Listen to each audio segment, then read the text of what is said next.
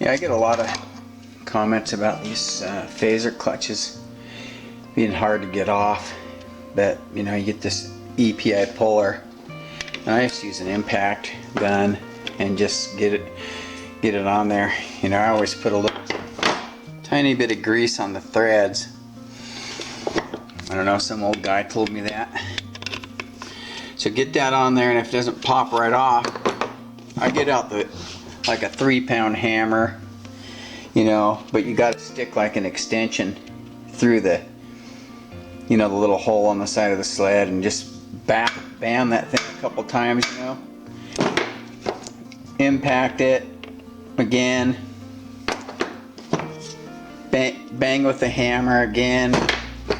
If it's still not off, it should be off by now. Just back it out, and then, you know, push it back in there, and just, you know, if it doesn't come off pretty quick, you know, just leave it in there for a night. Come back to it the next day. Don't kill yourself trying to get the thing out or damage anything. I don't know. That's how I've gotten every single one of mine out. Here's a mid-80s Yamaha Phazer clutch. I'm going to take it apart, show you how simple and nice these things are. But first off, you're going to need a puller. I recommend an EPI puller. I mean, you'll see the difference here at the tip.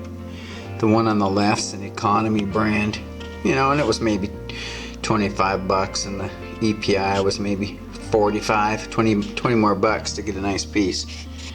It's worth it. Anyway, you guys know how to pull a clutch if you're this far.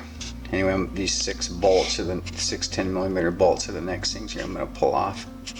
There's a little spring pressure, but nothing you need to worry about. I'm going to get that in the next video. So once you get those bolts out, this thing will just lift out. You can take the spring out. I like to kind of record the colors. I can't see, but that's like maybe a blue-green. You know, it's really light, easy to push down, and these things are just so durable.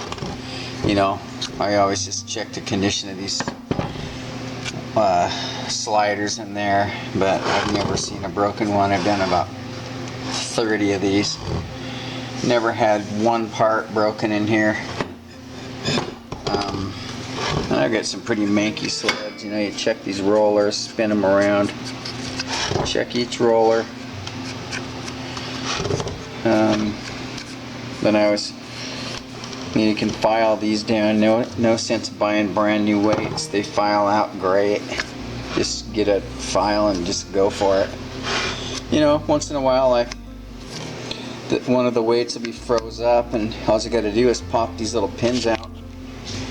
You know, like these pins just a lot of times just pull out of there.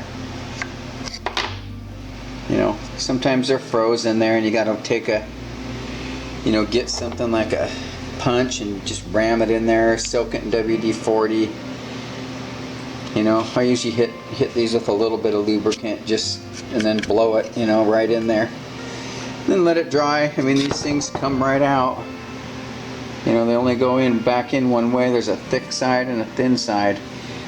It's thin side down, and these clutches are balanced. You'll see there's a X here on the lid, and coincidentally that corresponds with the Yamaha logo. That's another way to tell. And then there's an X on one of the towers. I usually just line up that when I'm putting it back together. Once it's inspected and back, maybe change out the spring and just line it back in there and put your bolts in. You're ready to go. Don't forget your spring, I guess. That's about it. While you're here, you know, you can clean up these faces, but a lot of times I'll just stick a Scotch-Brite pad in there once I get the sled fired up and let that just, you know, if you got long hair or long sleeves, possibly you could get caught in there, but if you're careful, nothing big will happen. But these are great old clutches. I'm going to put one on my Bravo here pretty soon. See how that works. Anyway, let me know if you have any questions about these clutches.